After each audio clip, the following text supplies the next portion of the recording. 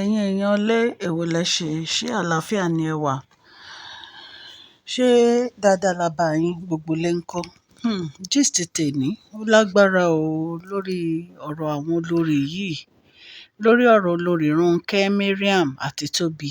Òun náà la mú wá fún yín.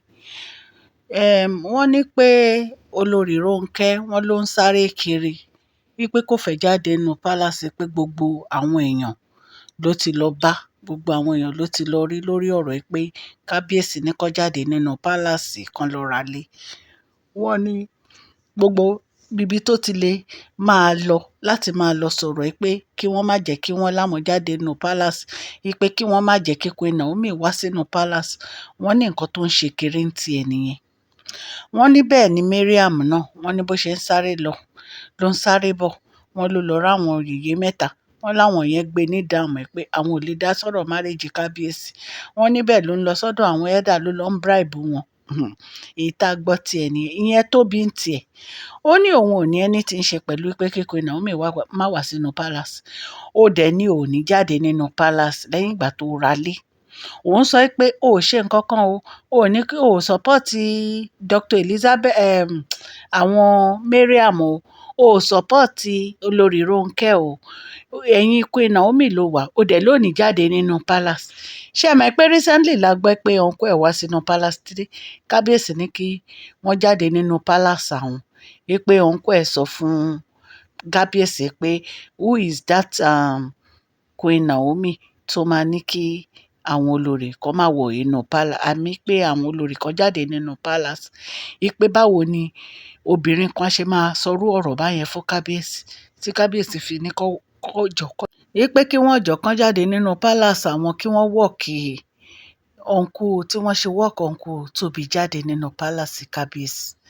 So àwọn olórí yìí ò dúró, gbogbo wọn ló ń sáré kiri o.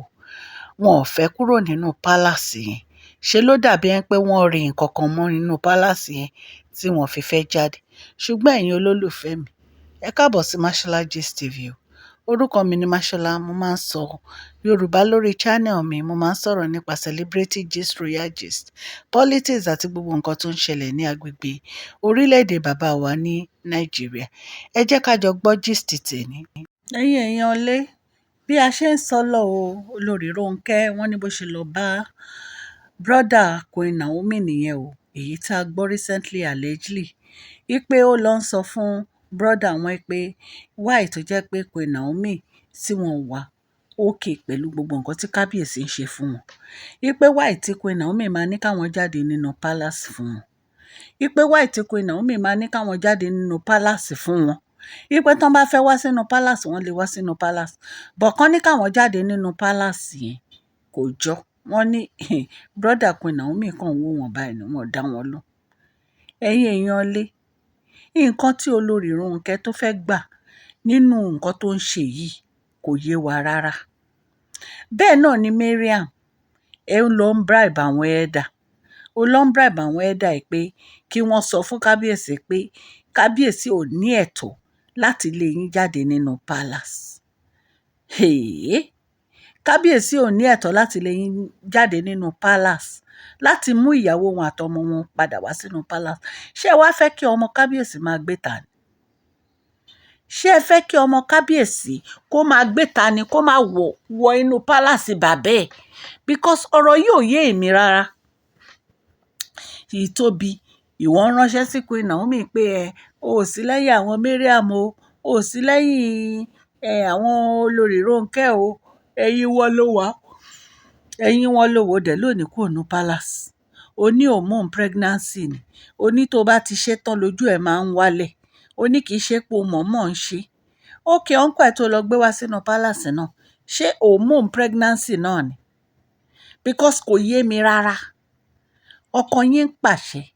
Ó ní kẹ́ ẹ kúrò nínú palace, kẹ́ ẹ lọ sílé tẹ́ ẹ rà. Ó lóun ò fẹ́ yín nínú palace. Ó ní torí pé Ifá ti sọ̀rọ̀. Ifá ti fohùn sílẹ̀ pé ìkan nínú yín ó máa ṣe bí. Ṣé kò wá ń ṣẹlẹ̀ báyìí ní ìsìn? Oríṣiríṣi oògùn ni wọ́n lè ń gbé wọnú palace, especially Mariam àti olórí Ronke. Recently la gbọ́ pé ń fẹ́ nǹkan burúkú sínú palace. Recently la gbọ́ tí àwọn àwọn security tí wọ́n rí yín tí wọ́n ká yín kó tó di pé kábíyèsí bínú every time ẹ mọ̀ jù yẹn lọ nínú palace kábíyèsí. so ẹ̀yin èèyàn lé pẹ̀lú gbogbo bá ṣe ń sáré lọ tó ń sáré bọ̀ náà kò sí nǹkan kan wọ́n láǹdì sí wàhálà ni wọ́n láǹdì sí trouble.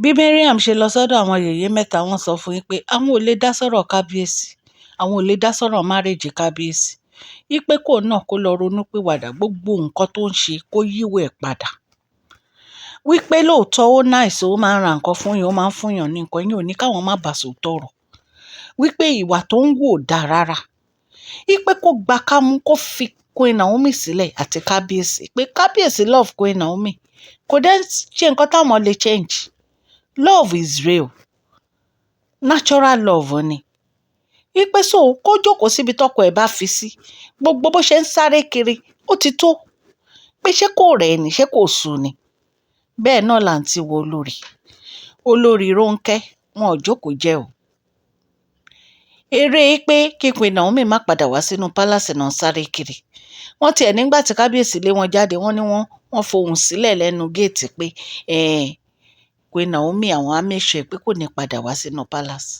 are you God? ṣọ́lọ̀ ni ẹni olórí Ronke ọlọ́run ló mọ déédéé àtàsìkò náà ọlọ́run ló mọ ìgbà àti àsìkò tó o máa ní kí Queen Naomi padà wá sínú palace ìwọ ó kàn ń já fata ẹnu ni because I just don't understand you this olórí Ronke concubines ni ẹ nígbà tí kábíyèsí àti Queen Naomi ń fẹ́ra wọn tó wà ní palace òun yọ kábíyèsí fẹ́ ni ó wá di pé nìsí ó wá ń lanu gbàgà ó ń sọ pé Queen Naomi ò lè padà wá sínú palace ta ló sọ bẹ́ẹ̀ ṣé wọ́n ní kábíyèsí ni wá tiẹ̀ máa sọ̀rọ̀ bí ìgbà tó yẹ pé palace kábíyèsí wípé ìwọ ló kọ́ fún wọn because mi ò understand wàá máa ní ọmọ Ilé-Ifẹ̀ ni ẹ ọmọ Ilé-Ifẹ̀ ìgbà tó wá jẹ́ ọmọ Ilé-Ifẹ̀ yẹn wá fún wa ní kí ni ìyẹn wá sọ kí ni ìyẹn dà fún wa àbí téèyàn bá jẹ́ ọmọ Ilé-Ifẹ̀ yín ò ní kó má behave bí èèyàn gidi honestly gbogbo ẹ̀yin olórí wọ́ tó lórí rárá especially Mariam àti Ronke wọ́ tó lórí rárá ni ìwà yín hùwà bí olórí kí ló dé kí lẹ̀ ń wá kiri náà ẹ máa bribe àwọn ẹ̀dà ààfin ẹ máa bribe wọn nígbà tó jẹ́ pálátẹnujẹ náà ló wà láàrin wọn because me understand ìwọ Tobi wàá ní ogbóná lè ní òtútù lọ́la tó bá ń support èèyàn o ò ní láti máa lérí kó o máa léka pé ẹ ò ní jáde nínú palace o fẹ́ bímọ sínú palace kábíyèsí o lẹ́yìn ìgbà tó ti ra lé o wá ní mí nẹ̀ bẹ́ẹ̀ o wà lẹ́yìn Queen Naomi o alábòsí náà máa ń perú èèyàn báyìí alábòsí náà máa ń perú èèyàn báyẹn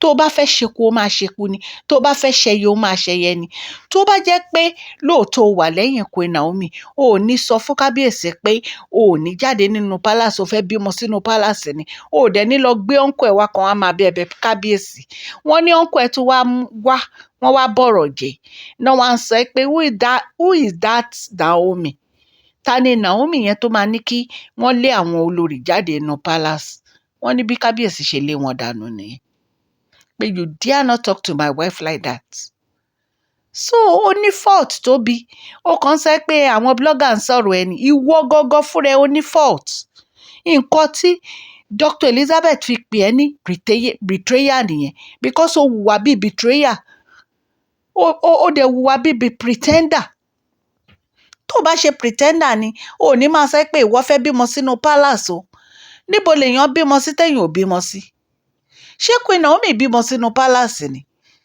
ìta ni Queen Naomi bímọ sí náà ṣé bí lẹ́tà náà gbọ́mọ wọn wọnú palace anyway gist tá a gbọ́ nìyẹn ta ní ká wá sọ fẹ́yìn èèyàn o ọlọ́run elédùmarè ó ti overthrown gbogbo wọn ó gba ìyè apá gbogbo wọn ó dójú ti gbogbo wọn kò sí nǹkan tẹ́ ẹ lè ṣe is a done deal ọlọ́run ti parí iṣẹ́ di only thing ní kẹ́ gba kámú kẹ́ jókòó síbi tí kábíyèsí bá fi yín sí so ẹ̀yin èèyàn ilé tí tẹ́ fi ń gbọ́ mi ò ní di o ní agbára Ọlọ́run. Owó tẹ́ fi ń tẹ subscribe kò ní kan ìsàlẹ̀ àpò láíláí. Òkè òkè lọ́lá yín á máa lọ. Ẹ ṣé mo dúpẹ́ o. Please share this video, like and subscribe. God bless you all.